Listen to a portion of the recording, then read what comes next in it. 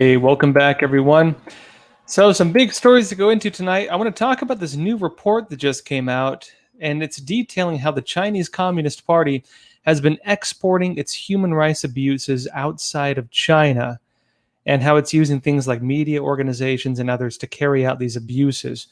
Some pretty serious stuff in it. I'll be detailing this. Also, folks, the Arizona audit results are now out. I want to detail that tonight. Go into some of what that says in the report and some of the different arguments that have been coming up around it.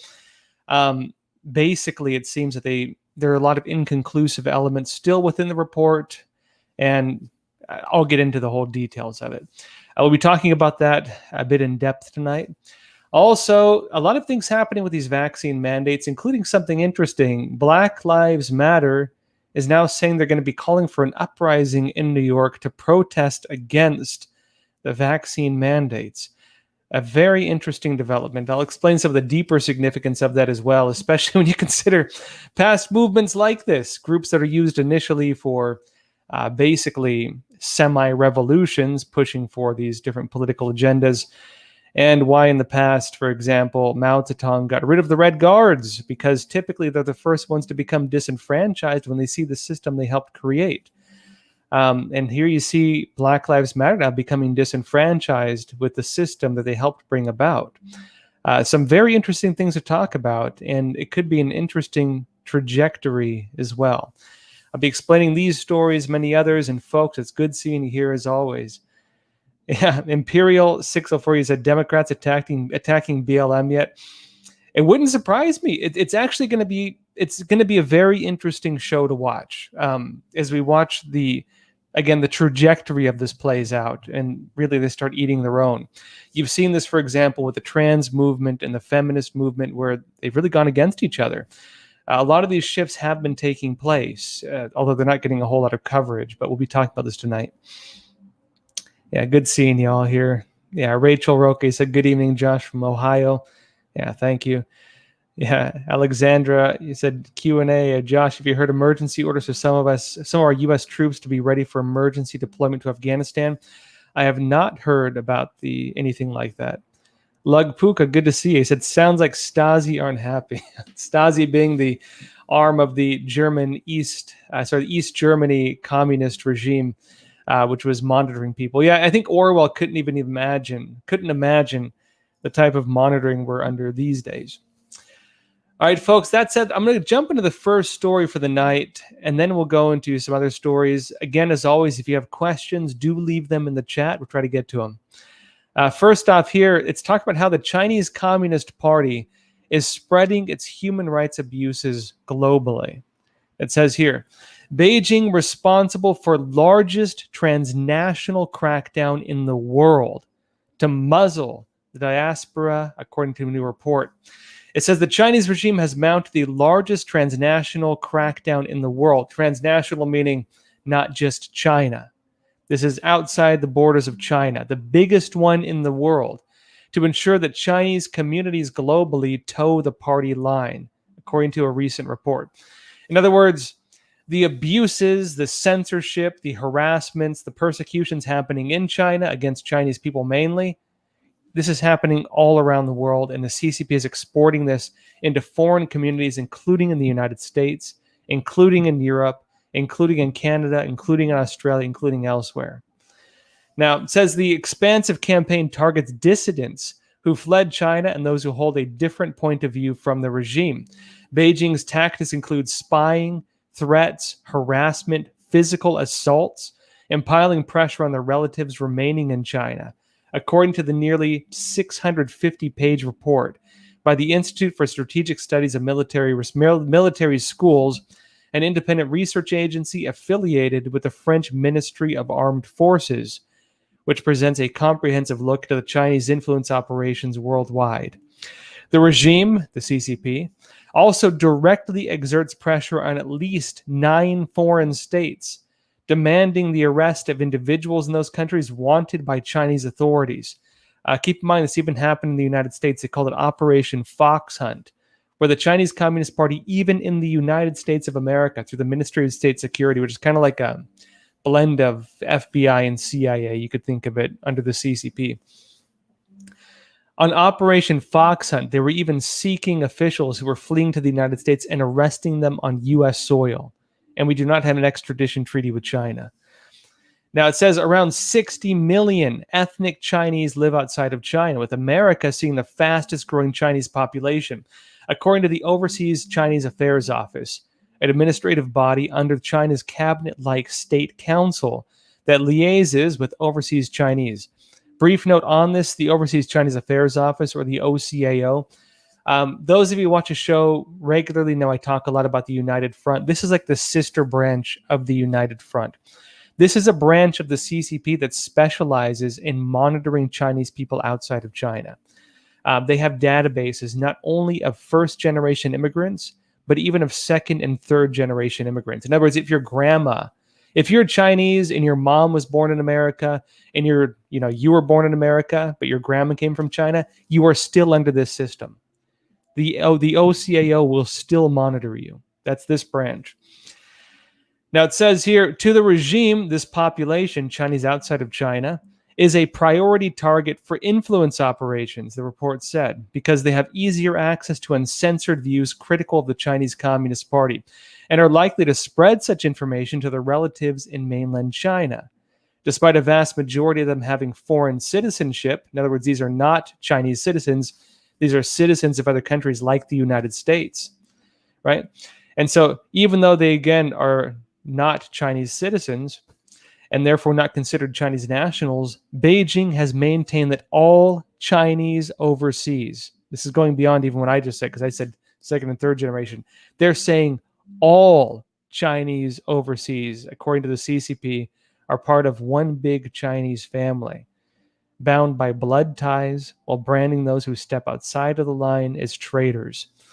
In other words, if you're a dissident, if you believe in Christianity, if you believe in democracy, if you practice Falun Gong, if you're a Tibetan, if you're a Muslim Uyghur, they regard you as a traitor, and they will target you even outside of China. And this does happen. In fact, a lot of my work, I mentioned before, a lot of the work I did on the ground back in 2008 to around 2012 in Flushing, Queens, which is one of the largest Chinese communities in New York, they were doing this. They were beating people on the streets. They were threatening to kill people. I had one woman who was Taiwanese. She told me that they told her they could make her disappear on American soil. This is happening on American soil and other countries, folks. All right, I want to go a bit deeper into this, but first of all, I mentioned before, we're still demonetized by YouTube. No light at the end of the tunnel for that, it seems. But folks, luckily we do have sponsors, and big thanks out to them. Tonight's episode is brought to you by Secure, becoming increasingly relevant, it seems. Now, there's been over 155 million Americans who were affected by data leaks in 2020 alone. The average American had their personal data stolen about 4 times over the past year. People get anxious because they don't know how to protect their data online or their online activity. But now there's a new email and messenger app that can give some legitimate security called Secure. That's SEKUR. Especially when, again, sending messages or emails. Now, Secure's servers and data center are hosted in Switzerland, and Switzerland has the strictest data privacy laws in the world. Secure is also the only private and secure messaging and email app that does not rely on big tech companies like Amazon, Google, or Microsoft, which means also it's not subject to the Intrusive Cloud Act that could subject your data to being monitored by government agents or others. Secure also does not ask for your phone number, does not mine your data, does not upload your contacts like all other applications of this type tend to do. Secure Messenger functions by adding people you know and then adding their secure number. You can also chat with users who don't have Secure. Just send them an invite. It works. In this way, you're protected from hackers getting into your phone as well, and you have full privacy when you're on the app. It costs only $5 for the Messenger and only $10 for the email and Messenger package. You can visit secure.com today for a free 7-day trial or use the promo code Joshua to get 25% off. So big thanks out to Secure, again, for sponsoring tonight's episode. Now, folks, I want to go a bit more into what's happening with this operation the CCP is running. Again, running the largest transnational program in the world to track, harass, and even attack people who are outside of their own country. And then after that, I want to go into what's happening with the Arizona audit. So stick around for that as well. And as always, folks, if you have questions, do leave them in the chat. We're on the halfway point to try to get to them. Also, tonight's drink is good old-fashioned ginseng tea with some honey. It's wonderful. All right, folks. I want to continue on this just a bit longer because this is a pretty bombshell report, actually. This report, there's a lot more in it, actually, that we can't even get to. It's like, it's like 650 pages. It's very, very in-depth. And this is coming from myself, and this has been my beat partly since 2008. And so I can tell you this is probably the most comprehensive report on this topic that I've seen. It's very significant. Can't be understated how significant this could be. Now, it continues stating this. Intimidation, this is further in the story. Intimidation is another tactic deployed by the CCP, according to the report. Targets, for instance, who received abusive phone calls at midnight, while activists and politicians who take a critical stance on China are also blackmailed. You hear that, folks? Politicians who might criticize the CCP, they're getting blackmailed by China, according to this report. If you think about the politicians in America, or this is a French report, in other countries, if they try to criticize the CCP, the CCP will blackmail them. And also, people get abusive phone calls. I personally know many people who've received those. In the bid to wipe out the spiritual group Falun Gong, which from 1999 became the target of a sweeping persecution campaign, Beijing has recruited more than 1,000 agents in Canada alone, including Chinese Canadians, businessmen, and students. The report said, citing an individual named Hao Feng Jun, a former police officer from the Gestapo-like 610 office that was set up specifically to clamp down on Falun Gong. The 610 office is an extrajudicial branch of the Chinese Communist Party established specifically to carry out the abuses of Falun Gong. It's very much like the Gestapo in Nazi Germany and has international operations. They even have operations linked to it in New York, in fact. Some of the persecutions I exposed here were actually linked to it. Now, the regime has also set up informant networks targeting the group in Australia and in the United States. This is according to Chen Yonglin, a former first secretary for the Chinese consulate in Sydney, Australia, whose job was to monitor and persecute Falun Gong in Australia. Now, it says also diplomats were also given directives to identify Falun Gong practitioners and put them on blacklists, preventing them from returning to China, according to Chen Yonglin, who defected to Australia in 2005 and obtained asylum the same year. Notably as well, some journalists with the Epoch Times, like yours truly, have also fallen victim to the Chinese regime's bullying campaign. I can tell you personally, they threatened to kill me multiple times, mainly between like 2008 and 2010. Not lately. In 2010, also, Tao Wang, a reporter for the Chinese language entity and affiliate of the Epoch Times, also revealed that he had received phone calls from Chinese agents issuing death threats. This is actually very common for some of our reporters, not limited to what they're saying here. In fact, there's even a lot of recent stuff on this. Bizarre stuff, folks. This is happening on American soil. This is happening on European soil, happening on Canadian soil, happening in Australia, happening in many other countries in the world. The Chinese Communist Party, if you believe in religion, if you oppose the regime, if you're a politician and you say something bad about it, you face blackmail, you face threats. Your family in China, if you're Chinese, might get threatened. Your businesses in China might get threatened, Chinese or not. And folks, this is again the largest transnational campaign of abuse taking place in the world by the Chinese Communist Party. Bombshell report. I'll hopefully be giving you more updates on this because I want to go through, again, it's a 650-page report.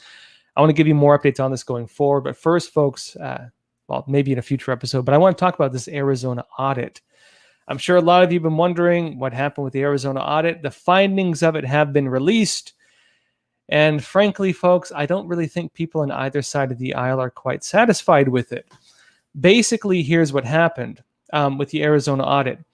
They did identify many areas of concern, many areas where tens of thousands of votes they couldn't really verify, many issues where information had been deleted but in terms of what they could prove, it was not enough to have overturned the elections. And so you might see mixed reports on this.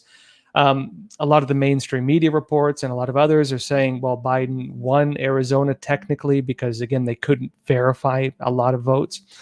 A lot of other people are saying there's massive issues, tens of thousands of votes unaccounted for, databases deleted. Basically, they weren't able to fully vet or find everything. And I think it's a bit disturbing for a lot of people who've been following it for so long, because I think a lot of people were anticipating the audit to be able to find this information. So I want to go over now what's happening in Arizona and a bit of the details from the audit. Let's jump into that now. It says here, Arizona Senate hears of multiple inconsistencies found by the election audit. It says lawmakers were told on Friday during a hearing on an audit conducted in Arizona's most populous county, Maricopa County, of inconsistencies uncovered during a forensic audit into the 2020 election commissioned by the state's Senate. Senate President Karen Fann, a Republican, said the audit had faced unnecessary obstruction from the county. So they're saying that the county itself, Maricopa County, obstructed their ability to carry out the full audit, essentially, which went to court in a bid to ward off the audit and subpoenas.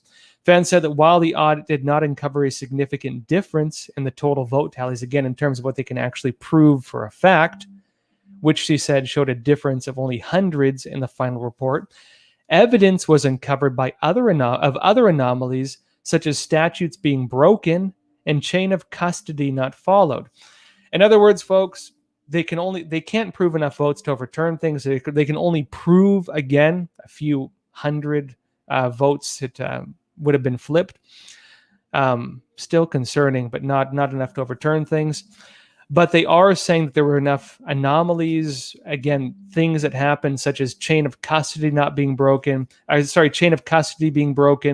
of information being deleted, it seems, and of really strange anomalies like this, where at the very least, the people carrying out the elections in some ways were doing things in ways that were either irresponsible or just unethical. Cyber Ninjas, again, a Florida-based company that was hired by the Senate to conduct the audit, said its review involved over 1,500 people and a total of over 100,000 hours.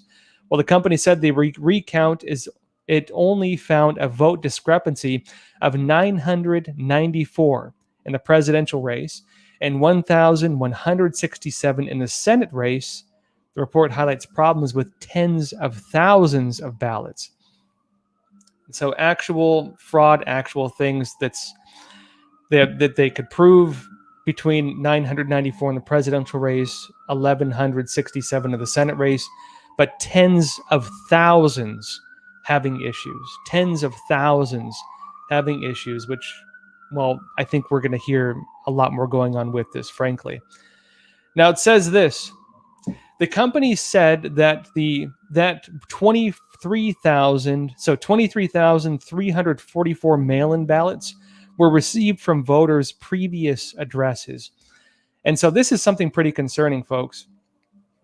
This is people having their previous addresses again. In other words, they moved, but they still receive ballots from these addresses. Now, you could say that this would constitute, well, if they didn't live at these addresses, how are they sending these things in, right? 23,344 mail-in ballots received from previous addresses of voters. Again, if they moved, how did they send it in? That's one of the big questions. And this is, I'll go over a lot more like this. Just give me a minute. But this is one of the big issues people are having with it. Now, could you, for a fact, prove that those were fraudulently done? They don't seem like they were confident enough to state that.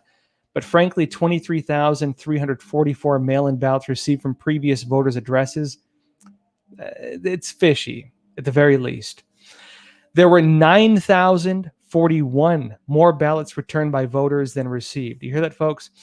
In other words, voters returning ballots than they received, there were 9,041 more than were actually even sent out, it seems.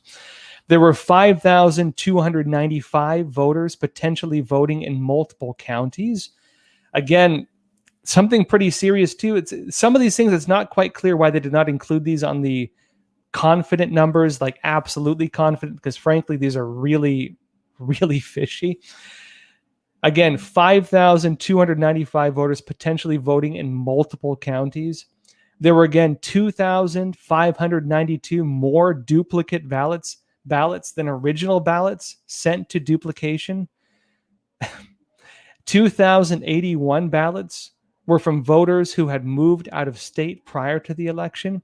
And folks, if they moved out of state prior to the election, how are they still voting?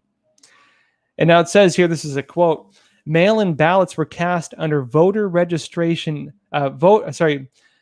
mail-in ballots were cast under voter registration IDs for people that may not have received their ballots by mail because they had moved.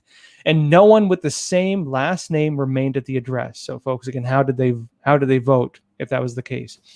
Through extensive data analysis, we have discovered approximately 23,344 votes that may have this condition of, again, people who moved and still somehow voted, and they weren't able to really verify it.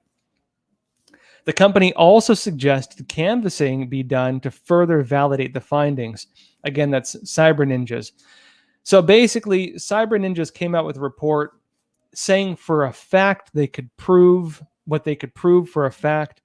994 ballots in the presidential race, 1,167 in the Senate race that were fraudulent, or discrepancies is the word they're using for it. But tens of thousands that frankly set off pretty big alarms and do suggest that at the very least something really fishy was going on. Now, we won't go over the whole thing tonight, folks. Basically, these are the main parts of it. Basically, they're saying now that they believe that additional canvassing needs to be done to validate these findings, because they weren't able to state with confidence that these tens of thousands of votes were absolutely having discrepancies, but they do raise some serious red flags, essentially. Now, auditors also said, hear this, the auditors also said that the election management system database, which holds all details associated with the 2020 general election, was purged and all the election results were cleared by a results tally and reporting administrator. I'm going to read that again, folks. Auditors also said that the election management system database, which holds all details associated with the 2020 general election, the database that has all of the information, all of the details in the 2020 presidential election, it was purged, and all of the election results on it were cleared by a result tally, they say, and by a reporting admin. Bit strange, right? Now, they say this as well. Maricopa County previously disputed the claim and said the files had been deleted. Maricopa County previously disputed the claim that the files had been deleted. Cyber Ninjas is standing by its statement that someone deleted that entire database. The deletion of that entire database is, again, one of the other major red flags that people are raising with this. But folks, basically, you have Maricopa County now doing their victory laps because, again, in terms of what they could absolutely report was just the 994 in the presidential race.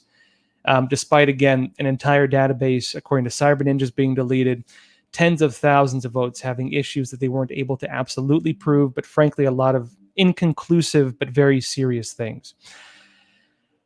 A lot of strange things happening, folks. Yeah, Brado Jack, are you saying 396 absentee ballots had no origin in the absentee voter system. They were stuffed into the final tabulation in the middle of the night. It was 255,326, not just tens of thousands. Yeah. This is the issue we're having with the Arizona audit. Frankly, this is one. Okay, so stepping back a bit, this was the issue that is being raised in the latest update on that basically legislators right now, the Arizona Senate, is hearing about what took place. And they're pointing to the fact that a lot of these individuals were under threats, under pressure, because they were under threats of investigation, they were under threats of litigation, and they believe that maybe something happened with that. It does seem to be the case that Cyber Ninjas was extra careful in the way they stated data when they gave their final results. But again, you have an entire database at least being deleted according to them, and they have stood by that statement, even though Maricopa County denied that it happened. And again, a whole lot of votes having some pretty serious issues that they say actually needs additional research. So long story short, essentially the Arizona audit is incomplete because even the investigators themselves are saying that there needs to be additional canvassing to conduct further validation of the findings, and that's where it is. They're claiming there needs to be additional investigations to prove finally the rest of this information. But again, you do have Maricopa County, the officials there, again, basically doing their victory laps. They wrote on Twitter that the audit confirms the county's canvass of the 2020 general election was accurate, and the candidates certified as the winners did. So again, you do have them doing their victory laps, even though, again, according to the investigators themselves, essentially they just weren't able to finalize their conclusions on a lot of things. And the officials in Arizona itself, the state Senate, they're raising some red flags as well, in addition to all this, that people were doing this essentially under some threats, it seems, both of litigation and of investigation. Well, not the investigation, not the results I think a lot of people were anticipating, but some bizarre stuff. And they did uncover some serious discrepancies. Now, that said, let me explain why this does matter, though. One sec.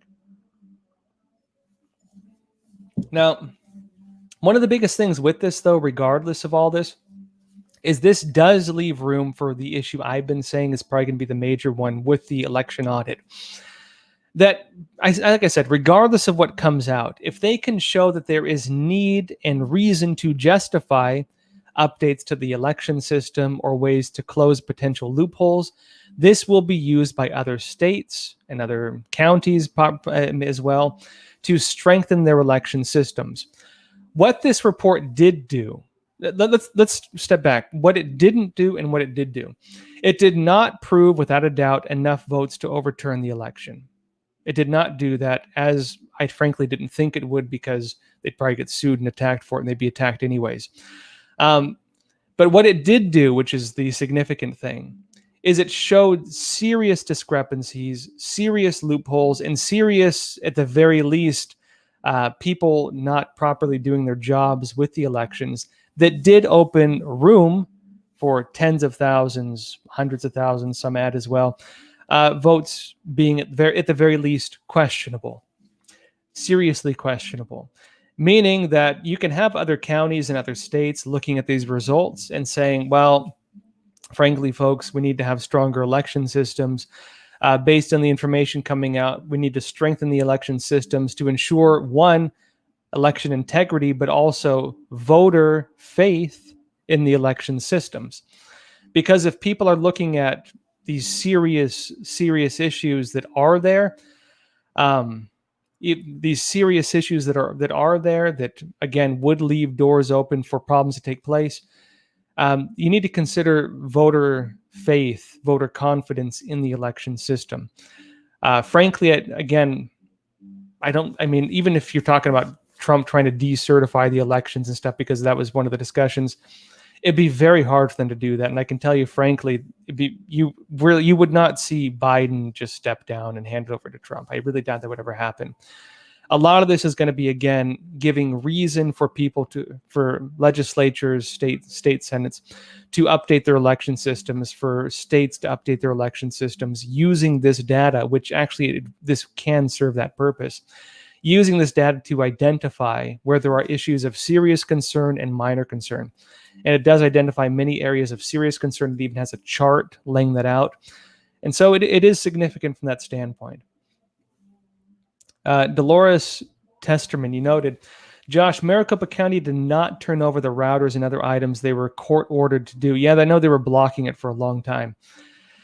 Yeah, bizarre times, folks. We'll see what happens with it. Again, last note on this, the state Senate. The state Senate is hearing about, again, the discrepancies, inconsistencies that were found by the election audit themselves. And this is not the end of it, very likely, especially with the state Senate. But you're going to be hearing the mainstream media parading it around. I guarantee you're going to be hearing a lot of this. And you're probably going to watch the Justice Department use this as well, and them saying, oh, well, no issues found. It was all a bunch of conspiracy. Forget about it. And that's the narrative they're going to be carrying. But again, it's not strictly black and white like that. As we noted, there are a lot of serious issues that were noted, just not stated in an absolute way by cyber ninjas. And essentially, that's how the thing turned out. All right, folks. Again, not the end of it. We'll be talking more about this. That said, if you do have questions, leave them in the chat now. I'll try to get to them.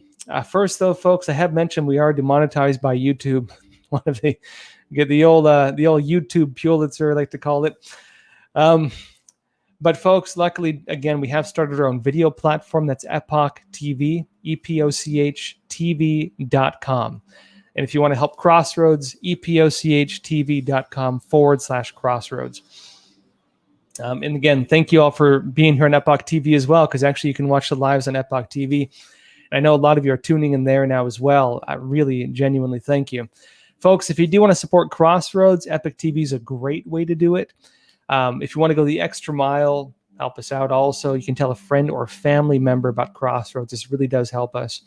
And also, we have some great content there. You have Crossroads. We have our special features, the documentaries. We also have other shows. For example, Dinesh D'Souza's daughter, Danielle D'Souza, has a great show in there. Yanya Kellick, Roman Balmakov, the guy who does the Epoch Times advertisements you might have seen. A lot of other shows, great stuff. Tiffany Meyer, she does China in Focus and also Deep Dive, fantastic shows. All on Epoch TV. And we're also getting movies, something that's going to be continuing and getting a lot more. So, folks, again, that said, I'll show you a quick trailer of what we're working on over at Epoch TV. Then we'll go into some questions. The major mRNA vaccines, Moderna and Pfizer, they could say that things in your bloodstream, they own. What it means to alter human genes and the legalities around this. So if you have natural human DNA and you get injected with mRNA and it, injects the replication of the spiked protein from COVID, that newly formed or altered DNA could make you human chattel. You might be patented. Manipulating your ability to defend against viruses and all different variants and telling your DNA it's time to fight only COVID-19. You're now a COVID-19 soldier in the battle. That's what they're doing to the human natural immunity system with messenger RNA. Yeah, folks, again, that's Gary Milievsky. Great interview, one we can't show on YouTube. For reasons you will see if you watch the episode, you can find that exclusively on Epoch TV. Yeah, just reading some of your comments. Yeah, folks, I hear what you're saying. Jeff Bradley, you said you're wrong, Josh. You said there were over 50,000 problem ballots, way more than necessary to change the outcome in the 2020 election in Arizona. And William Karkahi, you said, I disagree. They found enough ballots to decertify. I'm just stating the legal terms. If you include the ones that were deemed problematic and of concern and saying they need additional investigations, frankly, it's way more than enough. It would be way more than enough to decertify. The problem is the way that Cyber Ninjas wrote that. So Cyber Ninja, this is a weird thing. Cyber Ninjas did not state with full confidence discrepancies on all of these. It's, again, a language issue within the report itself. This isn't me saying it, it's the report saying it. They identified tens of thousands, again, even some say hundreds of thousands. And in terms of the numbers that they're listing, again, this is going by Cyber Ninjas. They list tens of thousands that did have pretty serious issues, and frankly, for most people, set off major alarms that would be enough to decertify the elections. But the problem is that Cyber Ninjas did not write it as such. In terms of the legal language in the report itself that they released. They're only stating with confidence over 900. And so it's an issue with the way that the report is being written and presented. They're not stating with confidence all of those. They're more raising it like red flags. Again, this isn't me saying it. I'm just the messenger here. This is just the way the report was being written. And again, like I said, the biggest issue is going to be that it does have recommendations, and the recommendations can be used in other states in order to hopefully fix some of these loopholes within our election system. Bleckenstein, he said epic or epoch, Josh. Okay, so is it epoch, or epic? So this is actually one of the most common questions I get asked, especially when I'm on the road. If you're an American, the technical pronunciation is epic. If you're British or Canadian, the technical pronunciation is epoch. And if you're me and you like to confuse people, you might say epoch, more because I want people to spell it right. So sorry about that. It's like, you say tomato, I say tomato, epoch, epic. But technically, again, if you're an American, epic. If you're British or Canadian, epoch. If you want to confuse people, epoch. So, all right, folks, let's go to the questions from Cameron Bacon. You said, Josh, it appears to me the Maricopa County audit is a tectonic shift that is bringing a tsunami of audits nationwide. Yes, this is happening. A tsunami of audits nationwide because it showed how one county can largely impact a state. Constitutional Republican action, yeah? Well, this is actually another interesting thing with it. What the audit does is gives a roadmap of issues identified in Maricopa County specifically. It also, again, I mentioned the way the report was written. They were inconclusive with a lot of the issues they found. They said there needs to be additional canvassing in order to prove those. But what that means is that other states that do want to use the Arizona audit to basically pivot and do their own investigations, they've basically been provided with a roadmap of these serious issues to investigate and basically how to investigate them. Meaning the next state, and maybe states, again, I think there were over 18 that went to Arizona to check it out. The next state or states to do this are going to have a roadmap and a strategy and a way to do it that will hopefully take them a lot less time to do. And we'll have to see how that goes. Again, you do have areas talking about it. Pennsylvania seems to be really on the cusp of doing an investigation of an audit. We'll have to see with it, though. Yeah, it's going to be interesting, folks. Again, this is the beginning. I would say this is the beginning of it. So get ready. Lisa Lamb 135, you're asking, why isn't the burden of proof on those that claim to be fairly elected? How can they prove fraud when the evidence is held by the elected officials? Well, that's always an issue you have with any claims of election fraud. Is, again, if you're claiming that fraud took place in a county or a state, the person who would be responsible oftentimes for calling for an investigation or, initiating an investigation is going to be the people in power in the county or state. And especially if you have other elected officials within the legal system or wherever, or it ties into party interests, the chances of them investigating it and doing it, basically incriminating themselves, essentially, are very slim. This is always the issue you have with this. And it is an issue, I think, going forward that America is going to have to really face up to. Not only that, but whether you believe there was fraud or not, I would say the bigger issue we're facing as a country is that here's what happened, folks. Go back to the 2020 elections. You had the pandemic spreading, lockdowns, mask mandates. People were locked in their homes. People were out of work. Governments, local governments, and even law firms in some cases, and even individuals like Mark Zuckerberg, financing, again, election reform issues all across the country, they used that as an excuse to reformat the election system essentially across most of the country. And a lot of the areas where you do have these serious concerns of fraud or discrepancy were areas where they changed the election laws.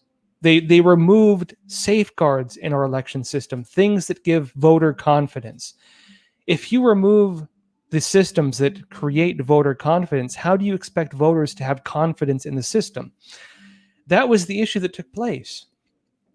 Now, again, they're trying to make these changes that took place in 2020 a national policy under the federal government itself, under things like the We the People Act, which was failed to get passed in the Senate, but the Democrats are still trying to pass it. One of the bigger issues going forward is, again, whether you believe fraud took place or not, you have probably a large portion of the country believing that if there wasn't fraud, that at the very least the systems were, let's say, damaged in such a way that it was difficult for people to have faith in the integrity of the systems that are like the foundation of our government itself. Again, we're a representative democracy or a republic. Two different names for the same thing. A constitutional republic at that, which does require these election systems. If people lose faith in the election system itself, that is losing faith in essentially the foundations of what this country, basically how this country works. This is going to be a serious thing to consider going forward. Another question here from Timothy Schaefer. He said, question, if the database can be purged or deleted after the fact, what is the likelihood they can delete votes before or while they are being counted? Well, I mean, this is getting into the realm of possibilities. It's hard to say. This is, again, one of the issues you have of things like chain, even in the envelopes themselves, even with the count, even with the paper votes themselves, the issue of chain of custody. This is one of the big issues they did find in Maricopa County, was the chain of custody being broken, whether it's electronic or whether it's paper ballots. The chain of custody had been broken, and it happened in a lot of different areas. Things like, for example, the envelopes being removed, which means you can't, even if you do investigate, you can't really prove it because there's been a break within the systems that would allow you to check what actually happened.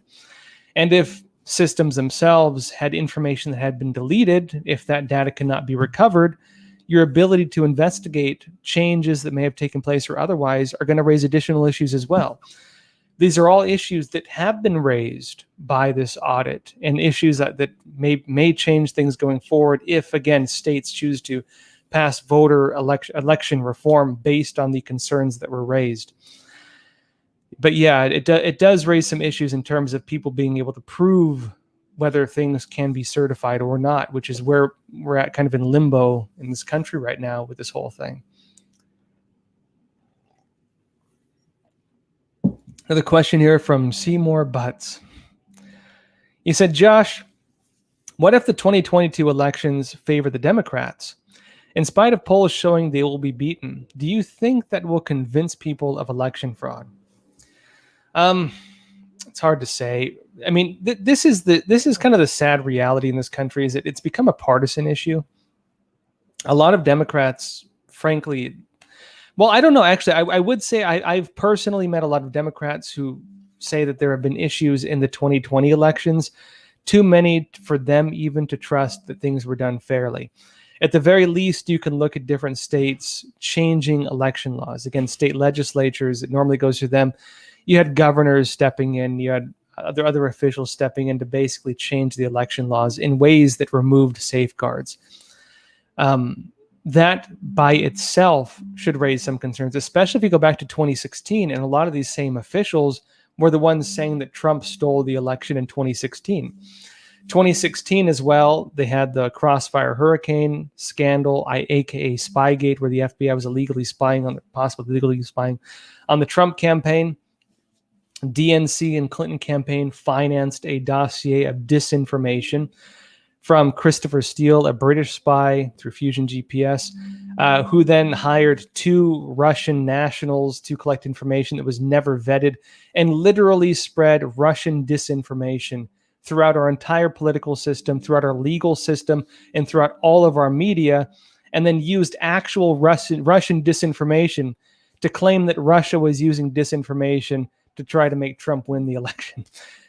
Bizarre stuff. I mean, if you want to talk about actual voter fraud in terms of that, really, that the whole scandal is ridiculous. They did what they accused Trump of doing. And those same people who were writing reports and the same media, they're doing reports and doing documentaries even back in 2016 on the election system and the holes in the election system. Ironically, a lot of the same issues that were raised in the voting systems in 2020 were previously raised by the mainstream media in 2016. And none of the holes that they complained about were actually closed. A lot of them were left wide open. Not only that, but a lot of them were even expanded. Now, would people look at the election results then and say, hey, I think something happened here? It depends. I would say that there are still a lot of people who are in the middle ground on this. I don't think a lot. I think in America we do have a lot of independents. A lot of people are not hard Republican or hard Democrat. Most of the political arguments you hear, especially in the mainstream media, are between this real hardcore dialectic with nothing in the middle. But in reality, a lot of Americans are independent voters. A lot of Americans are. And a lot of those independent voters, I think, can swing both ways, as they tend to do. And again, you're asking, do you think this will convince people of election fraud if Democrats win in 2022? It's hard to say, folks, because frankly, I think there were enough issues to convince a lot of people in 2020 that something might have taken place. And before that, even if you look at what happened with the Trump-Russia dossier financed again by the DNC and the Clinton campaign, which we're now seeing in the Durham lawsuits, was actually part of very likely a broader conspiracy to defraud the American people, possibly. You know, some people don't have that moment where they just step back and say, wait a minute, everything they told me was fake, and just realize that, hey, they were lying to me for 4 to 5 years. Frankly, a lot of people never have that moment. It's whatever the media tells them. And so it's hard to say. I would like to say, because I have met a lot of people are kind of seeing things and thinking for themselves, but you have a lot of people who just follow whatever the mainstream media tells them. So hard to say. That note on the 2022 elections, it's actually been interesting. A lot of Democrats themselves are warning that they stand to possibly lose, at the very least, lose the House of Representatives, and possibly lose the Senate, control the Senate to the Republicans. Trump has been kind of keeping a bit quiet, but behind the scenes, he's also basically pushing his own candidates to frontline a lot of these elections. And so things are looking pretty interesting for 2022. You do also have redistricting. You do also have a lot of Democrat-held states like California and New York that have lost House seats. And you have typically Republican states like Texas and Florida, well, Florida sometimes, but Florida mostly, winning or getting more Republican seats. And so they do stand to lose if they don't change something. Democrats themselves are warning about this. Another question here from CK. You say, Josh, the Biden administration has not been transparent about where all the people under the bridge in Del Rio went. Do you have any investigators looking into that? Only 2,000 sent home. Where are the rest of them? Well, funny you should ask. Because, folks, they're saying that as many as 12,000 illegal Haitian immigrants have been released into the U.S. in recent days. That's 12,400-ish out of 17,000, although they weren't able to fully count it. In other words, while they were telling Americans, hey, we're deporting all of them, they sent about 2,000 home, they claim, and then released about 12,400 into the American heartland. And even that's not a full number. So it seems to be the case that you watched maybe a bit of a show with that. Unless maybe they had legitimate, unless they had in some way legitimate asylum cases and they were deemed legitimate enough to be allowed asylum, which they probably will never show up to the hearings anyways. Essentially, that's what's going on with that. Another question here from Gandalf. He said, why don't they tell us how many votes with discrepancies are for Biden and for Trump? Example, 20,000 votes from dead people. What percentage of those were for Biden? Yeah, unfortunately, the report didn't seem to detail it, not at least the report I saw. I don't know why they didn't do it. I think one of the issues you had was that Cyber Ninjas was under a lot of pressure. They were under threats from the Justice Department itself, the DOJ, threatening them. They were under threats from the officials in Maricopa County, threatening them with lawsuits. they're facing basically not only lawsuits, like getting sued, but also, frankly, criminal challenges. And one of the big issues you had as well was the Justice Department itself, the federal government, which is not supposed to intervene in local elections. Again, that's a state legislature, state Senate. The federal government itself, through the Department of Justice, was pressuring the Arizona County audit. And so this is another of the issues you had, is they essentially did this thing under serious threats, both of lawsuits and possible criminal charges. And one of the issues they raised as well was you're violating voter privacy laws and so on if you reveal too much. That's essentially what was taking place with that. This is from Cameron Bacon. He said, Joshua, I've seen some folks in the Q community discuss devolution via military. Are you familiar with that concept?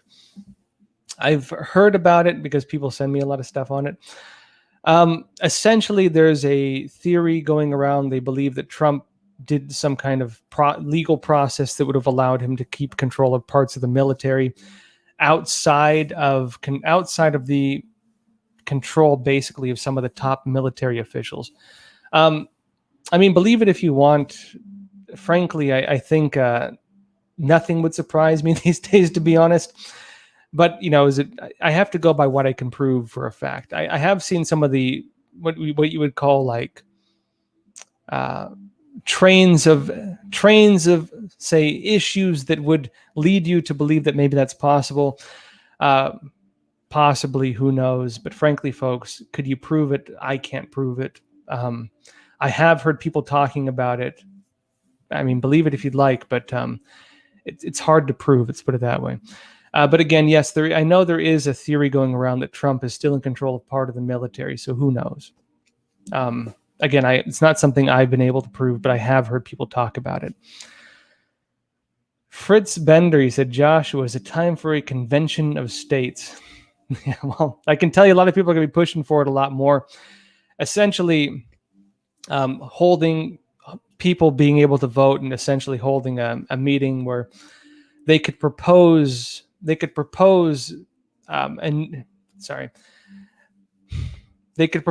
amendments to the Constitution.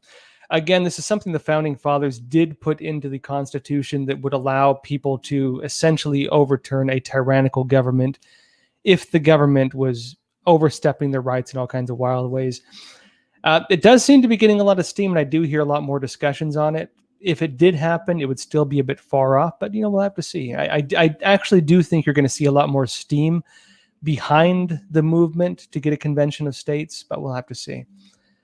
All right, that said, folks, I want to talk about what's happening with Black Lives Matter, because it seems to be the case that they've done a 180, and now Black Lives Matter is protesting against the vaccine passports themselves.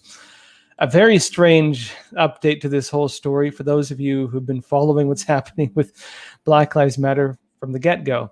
They're turning against the main policies of the people who were their main supporters.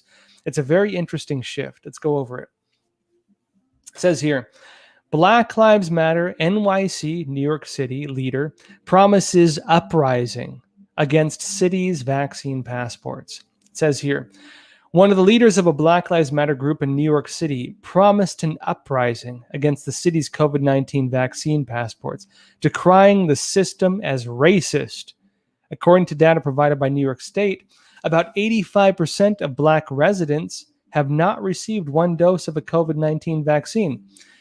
And folks, if they're calling, this is where things get, where the narratives begin butting heads in such a way that something is going to break, which is one of the main legal arguments that the federal government and others are using to try to say we need to prevent election reform taking place, that we can't have voter ID. One of the main reasons they're saying this is because they're saying it's racist, that they're saying people of color, whatever as they say it, right? Black people or Hispanics, whatever they want to call them, whatever name they have for them these days. They're saying that it's racist to make them get IDs to vote because somehow they believe that people of color, as they say, somehow can't get IDs. To me, frankly, that sounds like a racist statement, that argument.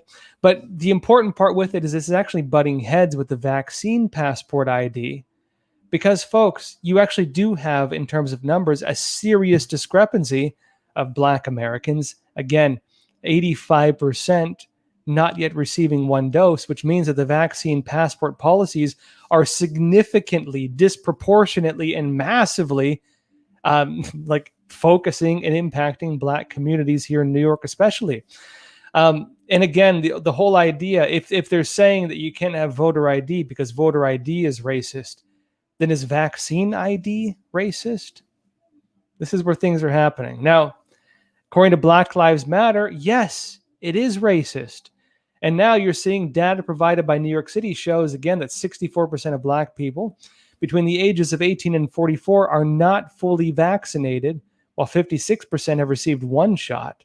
Hawk Newsom, the co-founder of Black Lives Matter of Greater New York, told the Washington Examiner that, quote, "I think in a perfect world," he says vaccine requirements, discussing it, "should be business by business. But it could be a slippery slope, so the mandate should be removed completely." And he added, "It's not going to be white men in suits on Wall Street who are going to get stopped. There's such hypocrisy in this thing."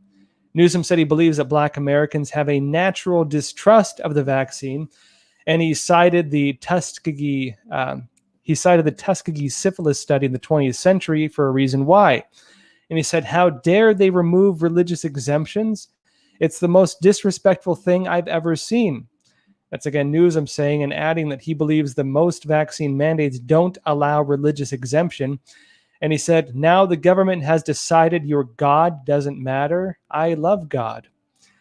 Now, on the other side of this, New York's new governor, Kathy Hochul, a Democrat, argued in a court filing this week that the state, New York State, has no constitutional obligation to grant religious exemptions to COVID-19 vaccines for healthcare workers specifically. Now, Newsom disagrees with this, and he's saying, "We're putting this city on notice that your mandate will not be another racist social distance practice."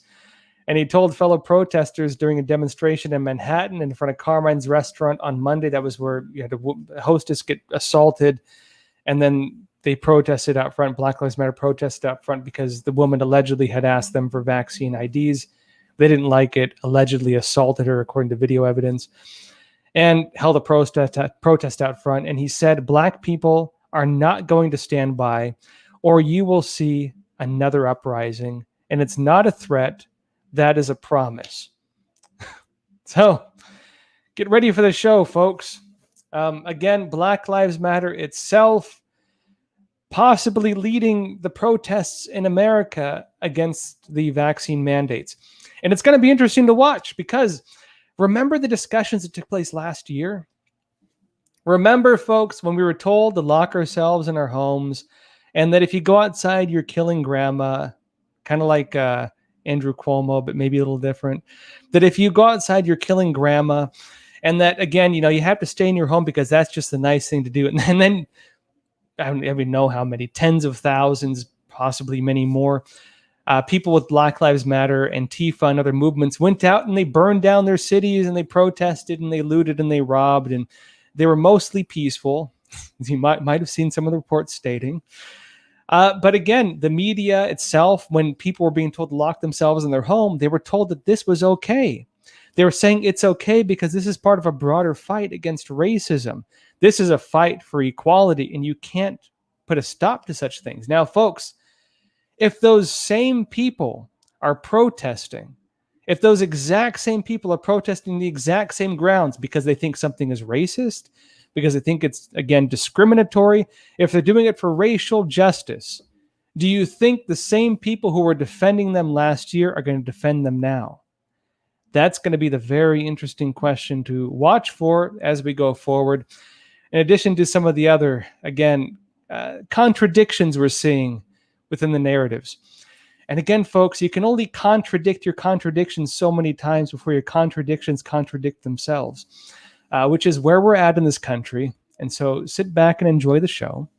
And that said, I'll be here doing these lives again every Sunday, Tuesday, and Thursday, 10:30 p.m. Eastern Time, giving you all updates on this as we go forward.